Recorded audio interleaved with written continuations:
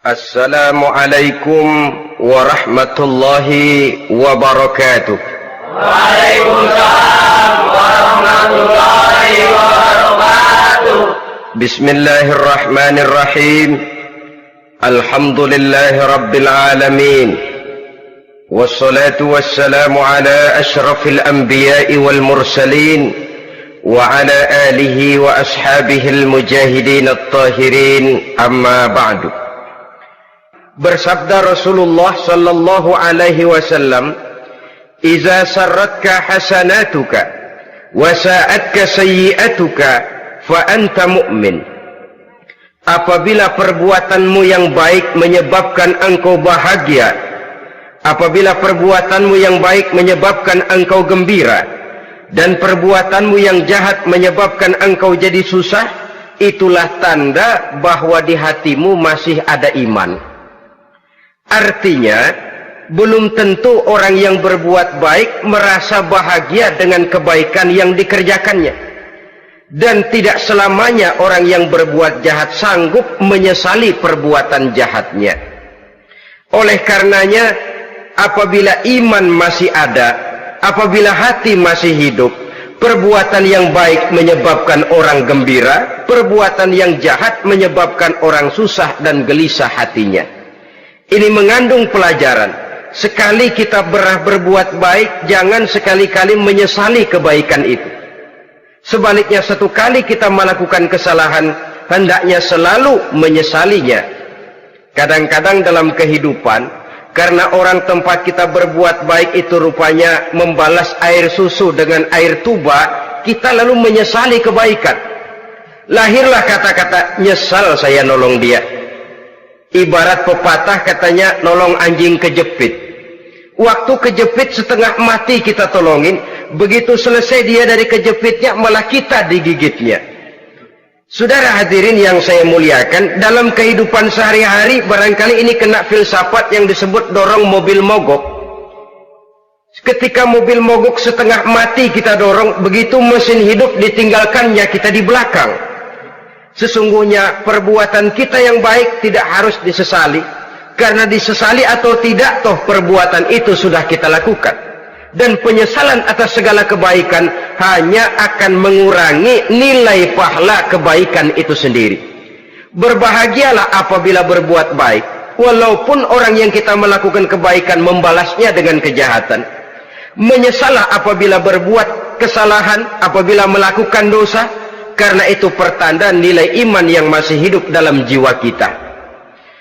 Saudara-saudara kaum muslimin yang berbahagia, jadi sungguh pun pahala dan dosa sesuatu yang abstrak, efeknya jelas dia mendatangkan kebahagiaan atau membawa kepada kegelisahan batin di dalam kehidupan manusia. Orang di zaman materialis kurang terangsang berbuat pahala dan terdorong melakukan dosa. Kenapa? Karena pahala tidak kelihatan, dosa tidak nampak. Kalau pahala kelihatan, barangkali nggak kuat kita mikul pahala.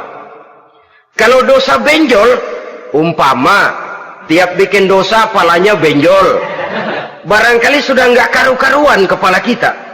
Baik pahala, baik dosa, sesuatu yang tidak nampak oleh pandangan mata zahir, tapi yang punya efek dalam kehidupan ini. Orang yang banyak pahalanya dengan orang yang banyak dosanya, kalau dia berjalan barangkali sulit kita membedakan. Tapi efeknya dalam kehidupan ini jelas adanya. Sesuatu yang bernama pahala kita perlukan, karena hidup tidak berhenti hingga di sini. Sesuatu yang bernama dosa harus kita hindarkan, karena ada kelanjutan sesudah hidup yang sekarang ini. Kehidupan dari satu pertanggungan jawab. Itu sebabnya Imam Ghazali dalam bahasa yang indah sekali berpesan, "Jaddidis safinah fa innal bahra amiq wa khuziz zad fa innas safara ba'id." Perbarui selalu kapalmu, rawat, jaga baik-baik, dandani kapalmu, fa innal bahra amiq, karena sesungguhnya lautan ini sangat dalam. Satu bahasa yang indah dari tamsil terhadap kehidupan. Perbaiki kapalmu karena lautan ini sangat dalam. Artinya, jaga baik-baik hatimu. pelihara iman dan keyakinanmu, karena hidup ini bagaikan gelombang lautan, tempo-tempo air tenang, tempo-tempo ombak menggila dan menggunung. Jaga iman baik-baik karena hidup penuh dengan cobaan dan ujian. Itu maksudnya. Wa khuziz zad fa inna safara ba'id. Dan bawa bekal yang banyak karena perjalanan hidup ini sangat panjang. Perjalanan ini sangat jauh. Kita kalau pergi keluar kota tentu saja membawa bekal. Makin jauh kota yang akan kita tuju, makin banyak bekal yang harus kita bawa. Alangkah sengsaranya manusia apabila dia akan pergi ke satu kota yang jauh, modalnya cuma nekat. Bagaimana nanti di sana sajalah. Tidak membawa bekal sebagaimana yang sewajarnya. Hal yang semacam ini senangnya sih belum tentu, keblangsak dan susahnya sudah kebayang. Itu dalam kehidupan di dunia ini. Bagaimana kalau sudah bicara tentang kehidupan yang akan datang? Karena sesungguhnya hidup ini merupakan satu perjalanan yang sangat panjang. Sejak kita tinggal di alam arwah, pada saat jasad belum lagi diciptakan Allah, ruh sudah diciptakannya lebih dahulu. Sampai kemudian kita pindah ke alam rahim, alam kandungan ibu, untuk kemudian berpindah kepada kehidupan dunia. Dari dunia ini kita pindah ke alam barzakh. Di sana tinggal kita 100 tahun mungkin, 100.000 tahun mungkin, 1 juta tahun mungkin, menunggu saat datangnya kiamat. Lalu dari alam barzakh pindah kita ke alam akhirat. Satu perjalanan yang sangat panjang. Alangkah malangnya, alangkah sengsaranya jika tahu kita begitu panjangnya perjalanan hidup ini, tidak ada bekal yang kita bawa. Artinya kesengsaraan, kesulitan yang bertali-tali sudah jelas akan menimpa kita. Kalau pergi kita keluar kota membawa bekal uang, membawa bekal makanan, apa bekal yang mesti kita bawa? Apabila kita kembali ke alam barzakh, kembali ke alam kubur, berkumpul di padang mahsyar di akhirat nanti, nasi yang mau kita bawa, uang yang mau kita bawa? Tentu tidak lagi, karena kehidupan materialis selesai di atas liang lahat. Bila masuk kita ke liang lahat, disitulah pahala dan dosa memegang peranan yang sangat penting. Maka pada pertemuan malam ini kita akan bicara tentang pahala dan dosa itu. Saudara-saudara kaum muslimin rahimakumullah, yang dinamakan pahala, kata Imam Ali Al-Jurjani dalam kitab At-Ta'rifatnya, ma yastahiqqu bihi ar-rahmatu wal maghfiratu minallahi ta'ala. Sesuatu yang pelaksananya berhak untuk mendapat rahmah dan ampunan dari Allah. Dengan kata lain, nilai pahala adalah akibat dari perbuatan-perbuatan di dalam melaksanakan perintah dan anjuran yang ada di dalam kehidupan agama. Apabila perintah dan anjuran kita laksanakan, nilai pahala itu lalu datang. Nah, nilai pahala dalam Islam menurut konsepsi Quran, Allah menjelaskan, man jaa bil hasanati falahu asyru amsalihha. Barang siapa yang datang membawa satu kebajikan, barang siapa yang melaksanakan satu kebaikan, maka dia akan mendapat balasan 10 kali dari kebaikan yang dikerjakannya. 10 kali ini pun masih dilipat gandakan dengan 7 ini pun masih dikalikan 100, dan itu pun masih ditambah dengan pernyataan wallahu yudha'ifu liman yasha. Allah masih akan melipat gandakan perbuatan baik seseorang yang dikehendakinya. Itulah nikmatnya dalam Islam. Tetapi sebaliknya, wa man jaa'a bisayyi'ati fala yujza illa mislaha. Barang siapa yang melakukan satu kejahatan, dia tidak akan mendapat balasan kecuali sesuai dengan kejahatan yang dikerjakannya. Alangkah rahman dan rahimnya Allah. Orang yang berbuat baik dibalas 10, dikali 7, dikali 100, masih dilipat gandakan pula. Tapi orang yang berbuat jahat tidak akan mendapat balasan kecuali sesuai dengan kejahatan yang dikerjakannya. Ini kan beda dengan sifat kita manusia. Kita ini kadang-kadang kalau dijitak membalasnya mukul. Tapi kalau orang berbuat baik kepada kita, kita enggan untuk berbuat baik kepada orang tadi. Allah tidak mengajarkan begitu. Satu kebaikan berbalas 10. Satu kejahatan berbalas dengan satu kejahatan. Maha Rahman dan Rahim Allah. Bahkan dalam Islam, niat berbuat baik saja mendapat pahala. Sedangkan niat berbuat jahat belum ditulis merupakan satu dosa sampai kejahatan itu dikerjakan oleh orang yang niat tadi.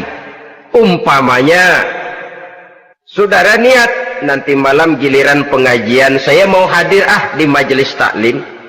Pas datang waktu malam hujan turun sangat lebat. Saudara berhalangan datang ke majelis taklim, saudara sudah mendapat pahala niat. Tapi saudara niat nanti malam kalau turun hujan, saya mau bongkar rumahnya si fulan, saya mau curi seluruh harta bendanya. Ternyata malam saudara tidak mengerjakan perbuatan itu belum ditulis dosa sampai perbuatan itu benar-benar dikerjakan. Tapi lalu jangan macam-macam. Kalau begitu niat aja yang baik, biar nggak usah dikerjain. Niat aja pengen ngaji walaupun tidak ada niatan untuk ngaji. Allah lebih tahu tentang apa yang terdetik di dalam hati sanubari kita. Itulah sebabnya sangat dianjurkan orang untuk melakukan segala macam kebajikan, dan dianjurkan orang menjauhkan segala macam bentuk kejahatan, karena dia akan berefek melahirkan dosa dan pahala. Dosa dan pahala itulah alat untuk memperoleh kebahagiaan di alam kubur, di padang mahsyar, sampai di akhirat nanti. Di dunia ini mungkin segalanya bisa kita beli dengan yang namanya uang. Keamanan kita bisa menyewa petugas untuk menjaga rumah kita. Kendaraan yang mewah bisa kita beli. Udara yang sejuk bisa kita ciptakan. Siapa banyak uang, dia raja. Mungkin itu di dunia. Tapi bisa apa uang kalau kita sudah masuk ke alam kubur? Bisakah munkar nakir kita sogok? Udah karkir, jangan nanya nih, cepet. Bisakah malaikat azab menyingkir dengan uang semir? Ternyata tidak. Untuk memperoleh kebahagiaan di sana, nilai pahala. Kesengsaraan akan kita dapat kalau kita banyak menumpuk dosa. Oleh karena itu jangan beranggapan pahala nggak kelihatan, dosa juga nggak kelihatan, biarin saja. Yang tidak kelihatan ini pada waktunya akan memegang peranan yang sangat penting. Tapi tidak cuma untuk menghadapi hidup di situ kita lalu harus berbuat baik dan meninggalkan yang jahat, terutama juga di dunia ini. Toh pepatah bilang gajah mati meninggalkan gading, harimau mati meninggalkan belang. Apa yang akan kita tinggalkan setelah kita mati? Kita ingin jasad kita boleh hancur terkubur tanah, tapi nama kita ingin hidup terus, dikenang orang 100, 1000, bahkan 1.000.000 tahun yang akan datang. Ditulis orang dengan tinta emas dalam sejarah, tercatat kita sebagai orang baik-baik. Saudara-saudara kaum muslimin rahimakumullah. Lalu perbuatan apa yang bisa mendatangkan pahala itu? Saudara-saudara, semua perbuatan yang diperintah dan dianjurkan oleh Allah, yang dikerjakan dengan ikhlas hanya untuk mencapai ridho Allah, mendatangkan pahala. Kadang-kadang menurut pendapat kita remeh, tapi nilainya di sisi Allah besar. Itu pahala. Menghitung pahala itu hak prerogatif Allah. Perbuatan yang ringan Allah mau berikan ganjaran yang besar, itu urusan Allah. Misalnya, kata Nabi, la tahkiranna minal ma'rufi syai'an. Jangan kamu menganggap remeh perbuatan baik walaupun kecil. Jangan merasa sulit melakukan perbuatan yang mengandung pahala. Bertemu dengan teman, muka kita cerah, berpahala. menyingkirkan duri di jalanan berpahala, menolong orang yang sesat, memberitahu orang yang bertanya berpahala. Tidak sulit kalau kita mau. Yang diperintah dan dianjurkan oleh agama itu perbuatan yang mengandung nilai-nilai pahala. Masalahnya cuma tinggal mau atau tidak dan dikerjakan dengan ikhlas. Bertemu teman mukanya cerah, pahala. Menyingkirkan duri di jalanan, pahala. Sedekah, pahala. Tidak berupa perbuatan, bisa berupa ucapan. Misalnya bersolawat, pahala. Bertasbih dan bertahmid, pahala. Kata Nabi, kalimatani khafifatani 'alal lisan, saqilatani fil mizan. Ada dua kalimat yang enteng di lidah tapi berat di timbangan akhirat nanti. Apa itu? Subhanallah walhamdulillah. Itu kan amalan yang ringan, perbuatan yang mudah saja, tapi nilainya demikian besar dalam pandangan Allah. Jadi pendeknya, perbuatan yang bernilai pahala adalah perintah dan anjuran agama yang dilaksanakan dengan ikhlas semata-mata untuk mencapai ridho Allah, itu mengandung pahala. Niat dasarnya itu harus karena Allah, landasannya harus karena ikhlas. Bukan cuma sekedar basa-basi, tidak karena ingin dipuji orang, tidak karena mengharap tanda jasa, tapi ikhlas semata-mata. Dari perbuatan yang paling kecil dan mudah sekali sampai kepada amalan-amalan yang besar dan memerlukan biaya yang besar, seperti melaksanakan ibadah haji, seperti jihad fi sabilillah, membangun masjid, membangun pondok-pondok pesantren, membangun pusat-pusat kesehatan, membangun jalan-jalan umum, termasuk menjaga keamanan. Jangan dikira loh, siskamling umpamanya, menjaga keamanan kampung tidak berpahala. Kalau diniatkan ibadah, menjaga ketenangan warga supaya mereka tekun ibadah, ikhlas karena Allah, itu juga bernilai ibadah. Keluar kita dari rumah, pergi pagi, pulang sore, peras keringat, banting tulang cari nafkah buat menghidupi anak istri kita. Kalau diniatkan ibadah, melaksanakan kewajiban sebagai kepala rumah tangga, membantu orang tua sebagai anak, itu juga perbuatan-perbuatan yang mengandung pahala. Yang terbaik sesuai dengan bidang kehidupan kita. Ada orang yang dinamakan abid, ahli ibadah, pahala yang paling baik bagi dia banyak-banyak tahajud, sembahyang malam, wirid, zikir, tasbih. Ada yang dinamakan orang alim, pahala yang paling baik buat orang macam ini mengajar, menyebarkan ilmu, mendakwahkan Islam. Ada yang disebut wali, pejabat pemerintah, petugas. Amalan pahala yang paling baik buat orang semacam ini melayani masyarakat, bekerja di bidangnya sesuai dengan profesinya. Saudara hadirin yang saya hormati, jadi dengan demikian perbuatan-perbuatan yang mengandung nilai-nilai pahala ini bisa perbuatan yang menurut kita kecil namun punya nilai besar. Apalagi perbuatan besar dengan biaya yang besar, tentu makin besar juga pahala yang disediakan oleh Allah Subhanahu wa ta'ala. Oleh karenanya, kalau kita bercermin dari ayat Quran, hidup ini kesempatan untuk berbuat baik. Huwallazi khalaqal mauta wal hayata liyabluwakum ayyukum ahsanu amala. Dialah Allah, Tuhan yang telah memberikan hidup dan mati kepadamu untuk menguji kamu, siapa di antara kamu yang paling baik amal perbuatannya. Jadi tidak saya rinci, tapi cukuplah satu penjelasan global. Perbuatan yang berpahala adalah perbuatan melaksanakan perintah Allah atau anjuran Allah dengan dasar ikhlas, dengan tujuan untuk mencapai ridho Allah semata-mata. Lalu apa perbuatan yang mengakibatkan dosa itu? Saudara-saudara, dosa lahir akibat melakukan larangan Allah atau mengerjakan yang dicelaknya. Nah, para ulama ada yang membagi dosa itu menjadi dua bagian. Ada dosa-dosa kecil, ada dosa-dosa besar. Tetapi sebenarnya ditinjau dari segi hakikatnya, kalau sudah melakukan satu kesalahan yang mengakibatkan dosa, jangan dilihat besar dan kecilnya, tapi kepada siapa dosa itu kita kerjakan. Sebab kalau dosa kita anggap satu yang kecil, orang akan terangsang untuk mengerjakan yang kecil-kecil saja. Sehingga dengan demikian, yang kecil pun akan menjadi besar kalau ditumpuk-tumpuk. Sedangkan yang besar bisa saja menjadi kecil kalau selalu diiringi dengan permohonan ampun kepada Allah. Itu sebabnya para ulama sufi, orang-orang tasawuf mengatakan, la saghair ma'al istimrar wa la kabair ma'al istighfar. Tidak ada dosa yang kecil kalau dikerjakan terus-menerus, dan tidak ada dosa yang besar kalau digempur tiap saat dengan perbuatan istighfar atau memohon ampun kepada Allah Subhanahu wa taala.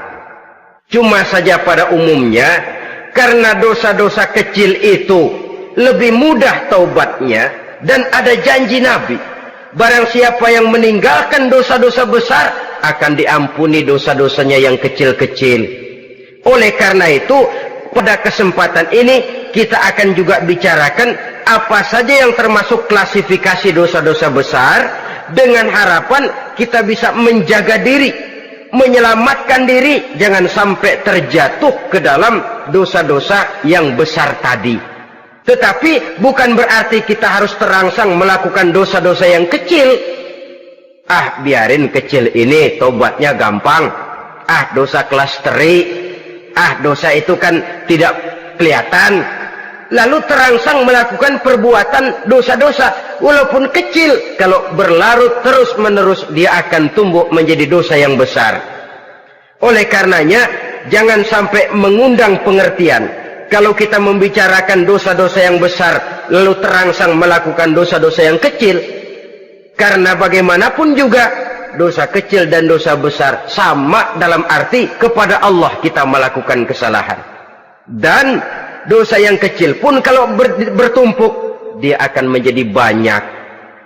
Saudara-saudara kaum muslimin rahimakumullah, ada beberapa jenis dosa-dosa besar. Jenis yang pertama, asyirku billah, syirik atau menyekutukan Allah. Dari sekian deretan dosa-dosa besar, syirik ini merupakan bapak moyangnya dosa. Dedengkotnya dosa itu syirik, menyekutukan Allah.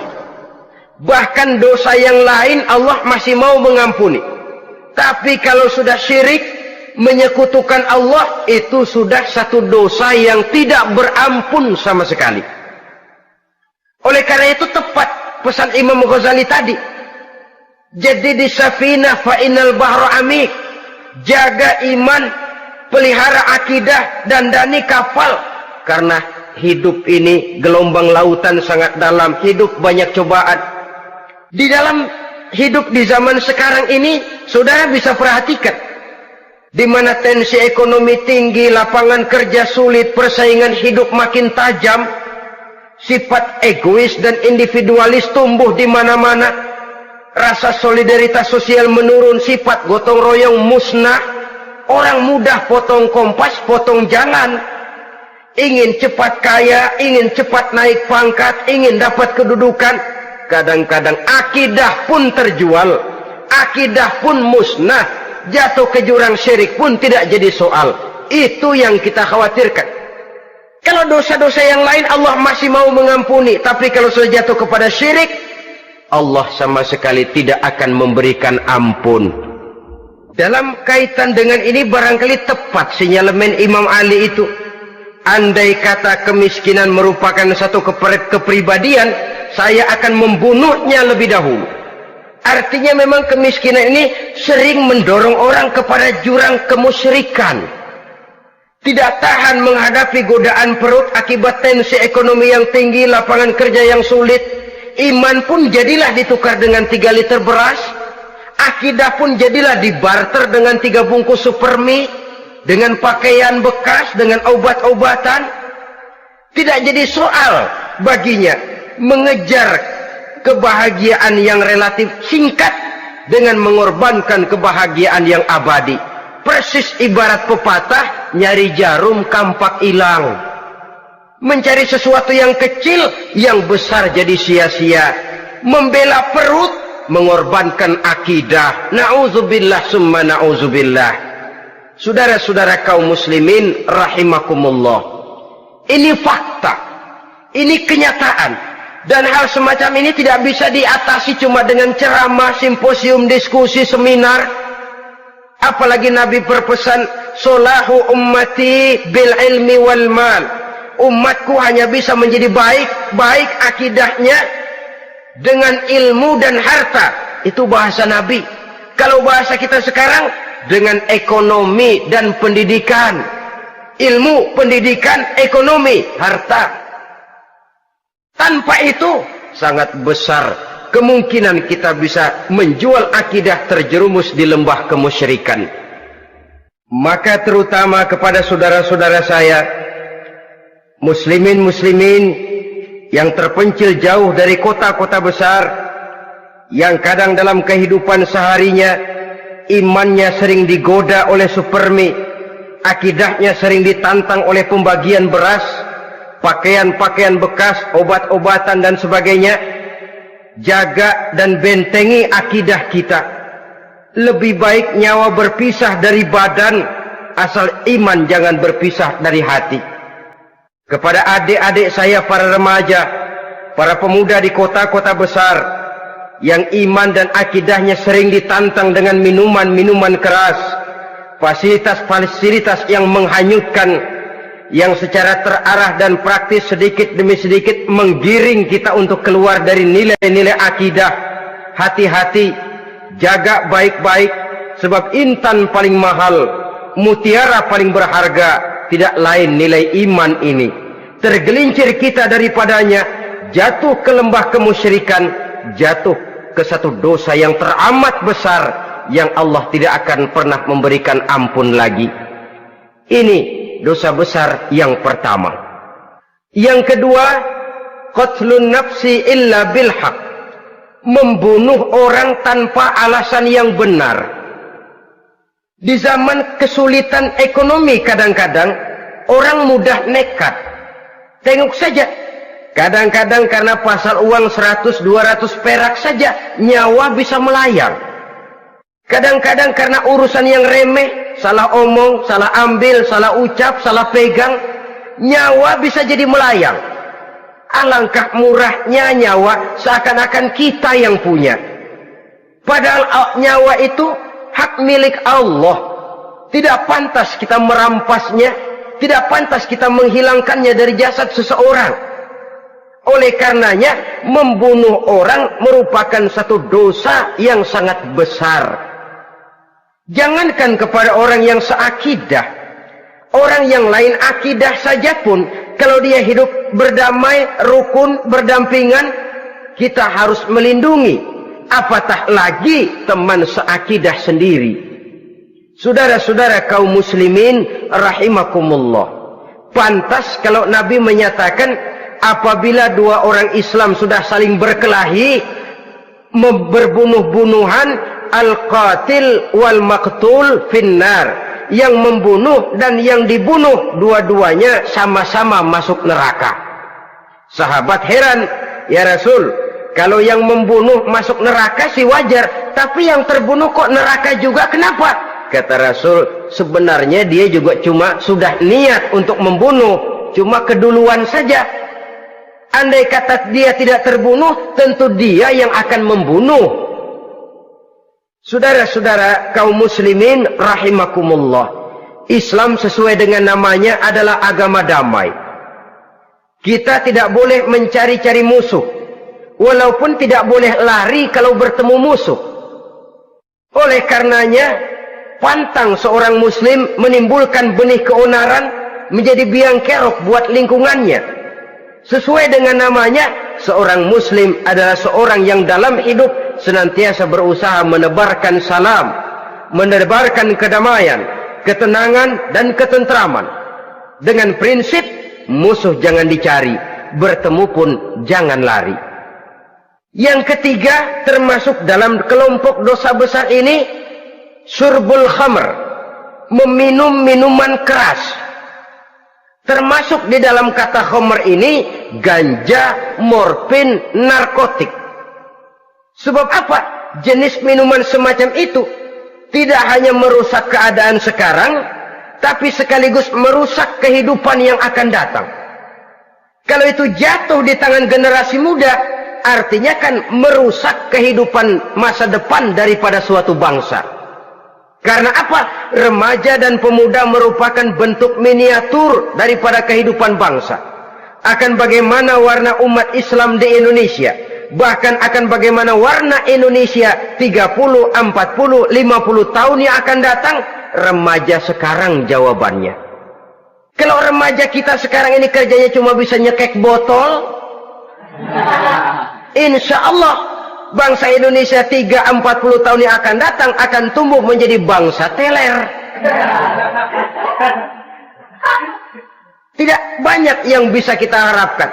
Remaja adalah gambaran masa depan dari satu bangsa, dari satu umat. Dan remaja itu di dalam dirinya secara fitrah terkumpul semua bakat, terdapat semua kemungkinan. Kita ini lahir membawa sifat pemimpin, tapi juga membawa sifat pengacau. Kita ini ada bakat jadi orang jujur, ada bakat jadi pengkhianat.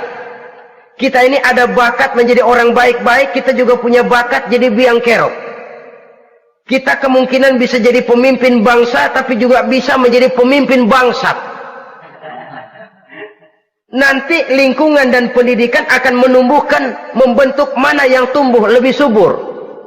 Kalau lingkungan dan pendidikannya lebih banyak bercerita tentang kejujuran, maka nilai kejujuran yang akan tumbuh lebih banyak dalam jiwanya. Dan insya Allah diharapkan dia akan menjadi manusia yang jujur di kelak kemudian hari nanti. Dan masalah minuman keras ini sebenarnya berkait. Kita tidak bisa cuma menyalahkan remaja saja, menyalahkan pemuda saja. Karena bagaimanapun masalahnya kompleks. Menghancurkan sesuatu tanpa melihat kausalnya, tanpa melihat sebab akibatnya kan sama juga bohong. Kemungkinan karena broken home, kemungkinan karena pergaulan, kemungkinan karena kurang perhatian orang tua, kemungkinan karena akibat bacaan, tontonan, atau fasilitas berupa dibukanya pabrik-pabrik minuman keras, dijualnya minuman-minuman keras, di warung-warung yang remang-remang, yang memberikan kenikmatan, kebahagiaan dan kebanggaan tersendiri, sehingga akhirnya orang terangsang untuk datang dan minum di sana. Pada dasarnya memang sepele, cuman minum, nggak ngerugiin orang lain kan? Iya, pada waktu minum. Tapi dikala sudah mabuk, out of control, apapun bisa kita lakukan. Yang kita ucapkan kita tidak sadari lagi, yang kita kerjakan tidak kita sadari lagi. Dikala itu segala macam kejahatan bukan sesuatu yang tidak mungkin untuk kita laksanakan. Nggak ngerugiin orang lain, memang pada saat mau minum. Tapi begitu minum, mabuk, kita bisa merugikan orang lain. Setidaknya merugikan diri sendiri. Pertumbuhan IQ menjadi lemah, semangat kehidupan hilang, gairah kerja menurun, kalau tidak ada sama sekali. Lalu apa yang bisa kita lakukan di dalam kehidupan? Dan akan lebih celaka kalau ini menimpa kehidupan generasi muda kita. Kadang-kadang yang ironi ya, kalau yang orang tuanya mampu barangkali masih tertolong, tapi yang orang tuanya kondisi ekonomi lemah masih kepengen teler juga. Orang tuanya nggak mampu masih pengen mabuk. Dari ganja, morfin nggak dapat, akhirnya kaleng cet diisepin. Yang penting kan bisa teler, mendatangkan satu kebahagiaan tersendiri. Itu sebabnya memang satu kejahatan menurut teori polisi ya hanya bisa terjadi karena faktor N dan K, niat dan kesempatan. Niat ada, kesempatan ada, jadi orang jahat. Kurang salah satunya, biasanya kejahatan terbendung. Niat ada, kesempatan tidak ada, sulit berbuat jahat. Kesempatan ada, niat tidak ada, tidak mungkin orang jahat. Tapi yang paling dominan sebenarnya niat. Kalau niat sudah kuat, kesempatan bisa dicari.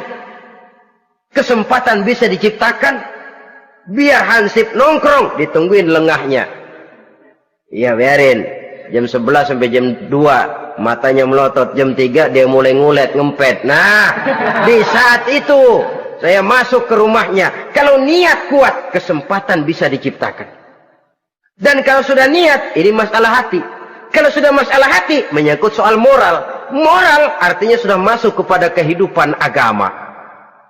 Saudara-saudara kaum muslimin rahimakumullah.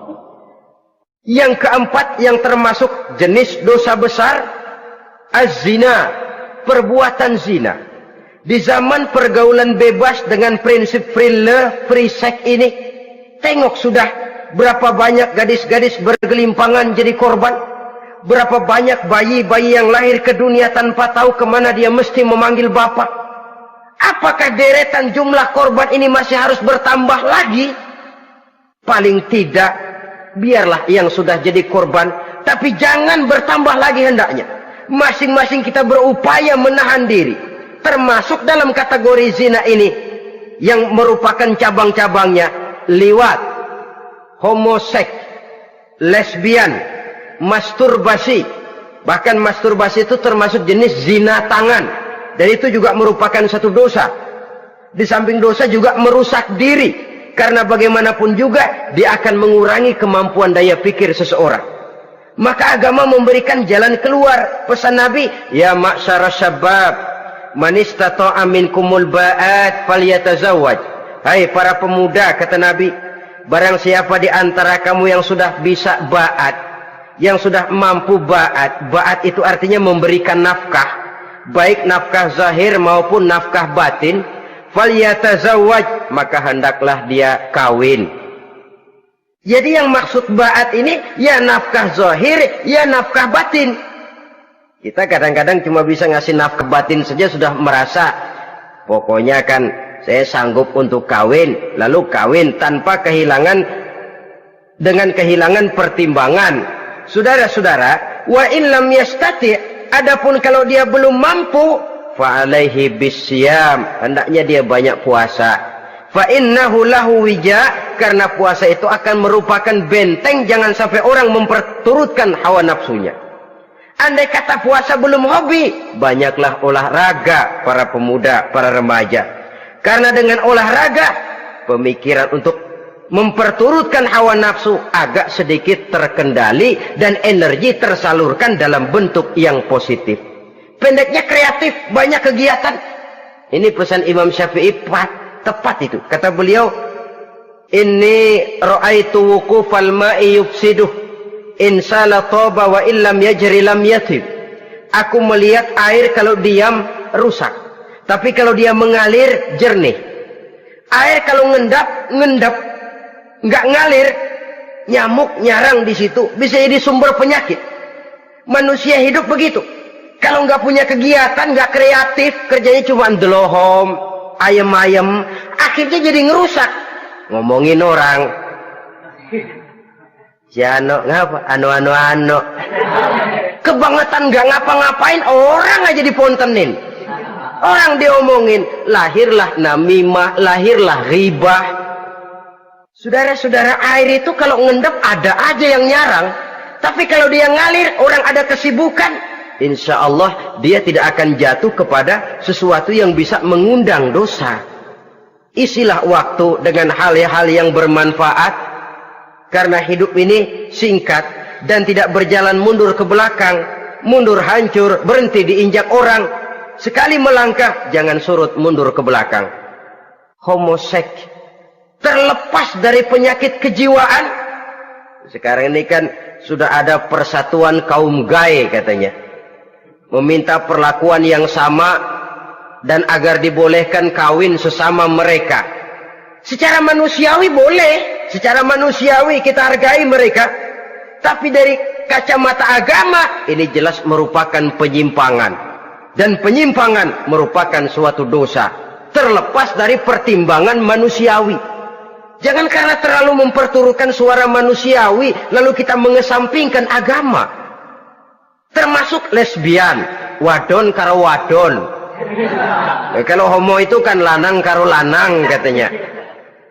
Saudara-saudara kaum muslimin rahimakumullah, ini bukan penyakit baru.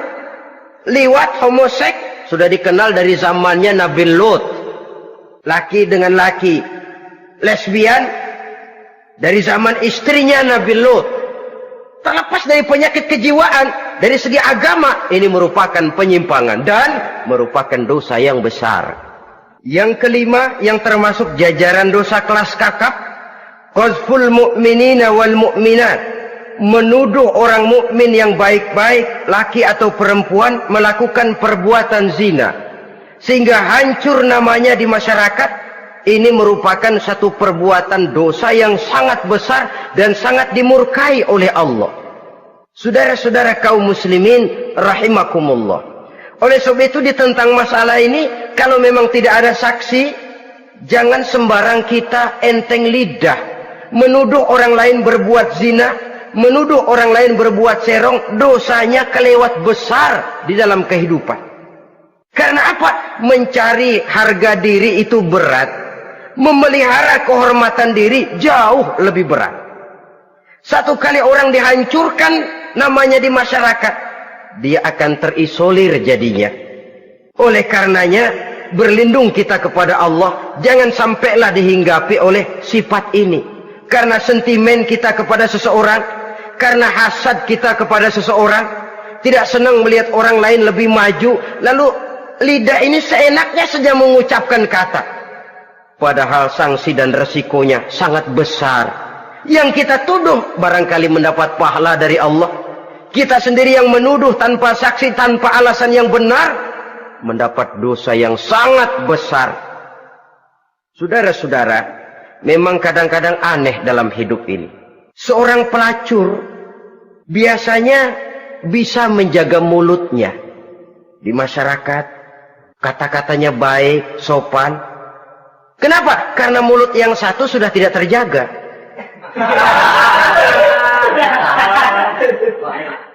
Kita kadang-kadang kehormatan bisa kita jaga, tapi mulut tidak terkontrol. Ngomong saenake dewe, bikin orang mangkel, kesal, fitnah sana, fitnah sini, menghancurkan nama baik orang, ngomongin yang macam-macam. Bagai-bagai macamlah caranya. Saudara-saudara kaum muslimin yang berbahagia. Jadi dengan demikian, menuduh orang lain berbuat zina, sedangkan orang itu tidak pernah melakukannya, ini termasuk satu dosa yang sangat besar di dalam kehidupan ini. Yang keenam, al-'aqu bil walidain, durhaka kepada ibu bapak. Seorang anak, bagaimanapun banyak nilai ibadahnya, banyak kebaikan di masyarakat, menyandang berbagai macam gelar, pangkat dan jabatannya tinggi, tapi kalau sudah durhaka kepada kedua orang tuanya, alamat hidup tidak lagi membawa keberkahan. Dan itu dosa yang sangat besar.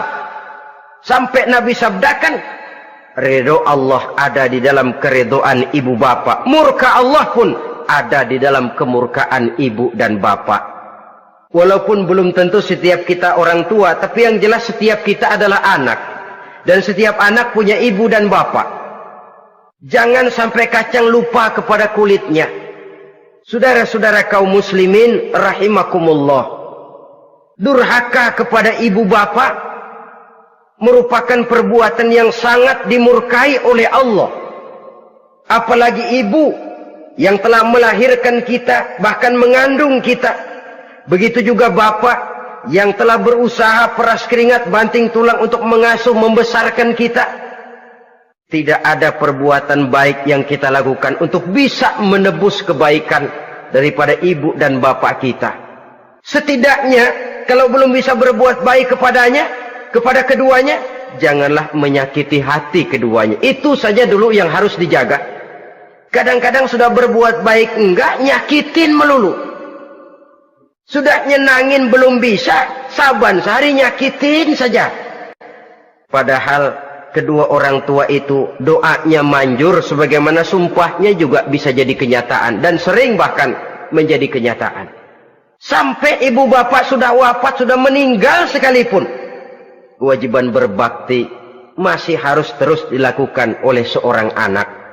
Lalu yang ketujuh, at-tawalli yaumaz zahfi, berpaling pada hari pertempuran. Orang sedang sibuk-sibuk menghadapi musuh, maksudnya berjuang membela agama ini, dia lari menyelamatkan diri. Pengecut, mental munafik.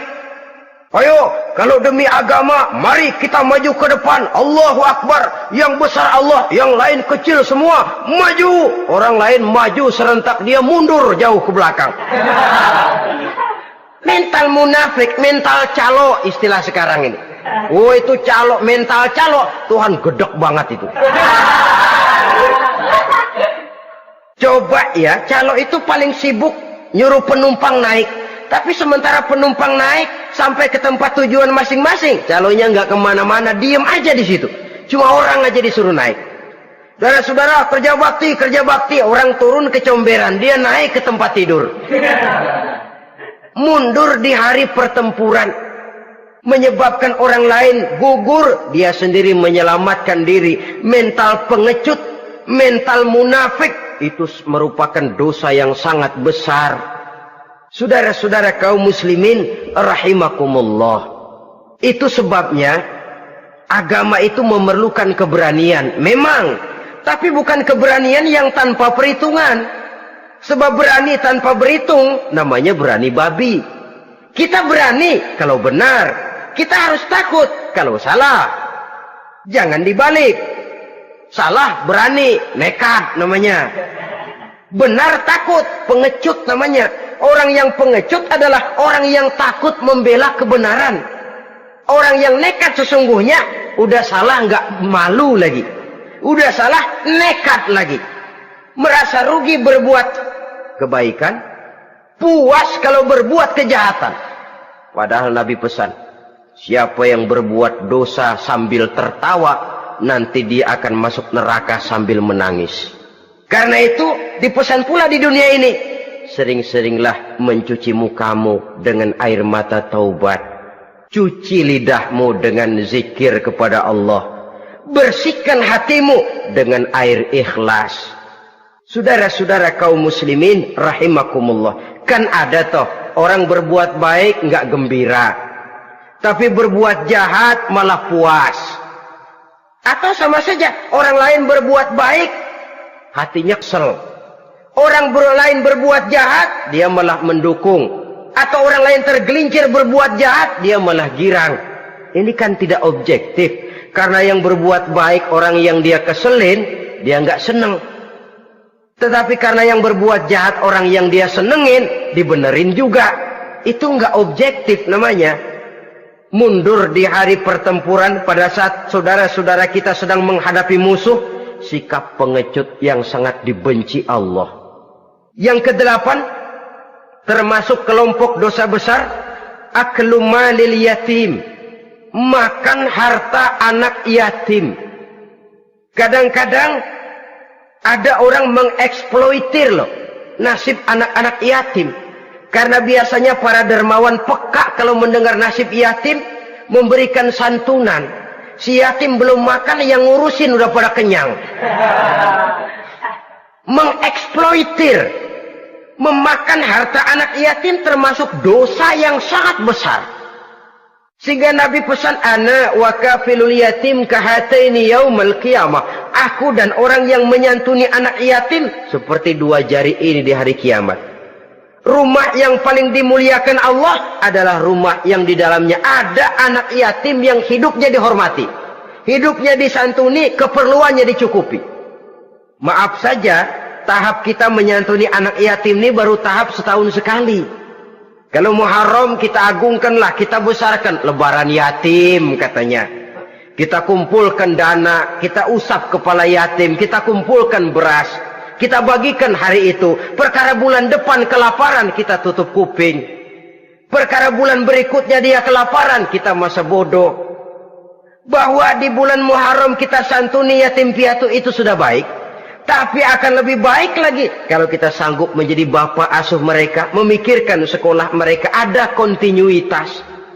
Kalau mereka diasuh oleh orang lain, lalu bertukar agamanya, berpindah akidahnya, kita ngomel habis-habisan. Tapi kita ada kemampuan, kita tidak mau berbuat semacam itu. Ya sama juga bohong namanya. Saudara-saudara kaum muslimin rahimakumullah. Orang yang menyantuni yatim mendapat pahala besar. Tapi orang yang mengkorup harta anak yatim, dosanya juga sangat besar. Berhati-hatilah kalau kita diberikan kepercayaan oleh masyarakat untuk mengurus anak-anak yatim. Karena pahalanya besar, resikonya juga besar. Yang kesembilan, syahadatuz zur, sumpah palsu. Sebab sumpah palsu ini menggunakan nama Allah untuk sesuatu yang tidak benar. Nama kita saja dibawa untuk yang tidak benar, kita jengkel. Nama kita dipalsukan untuk sesuatu yang tidak baik, kita kadang-kadang jengkel, tidak puas jengkel, menuntut melalui saluran hukum. Kenapa? Nama saya dicatut. Bagaimana lagi kalau nama Allah kita pakai untuk bersumpah, sumpahnya palsu, menguntungkan kita, merugikan orang lain, Allah murka betul.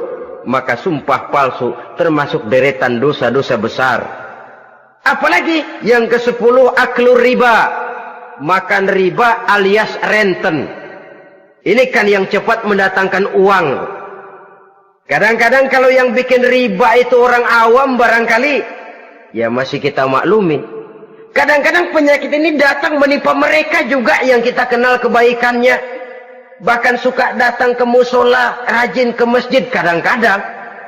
Riba masih dimakannya. Karena cara cari duit paling enak. Duit utuh tambahnya terus masuk. Na'udzubillah summa na'udzubillah. Itu yang diibaratkan dalam perjalanan Mi'raj waktu Nabi diperlihatkan neraka.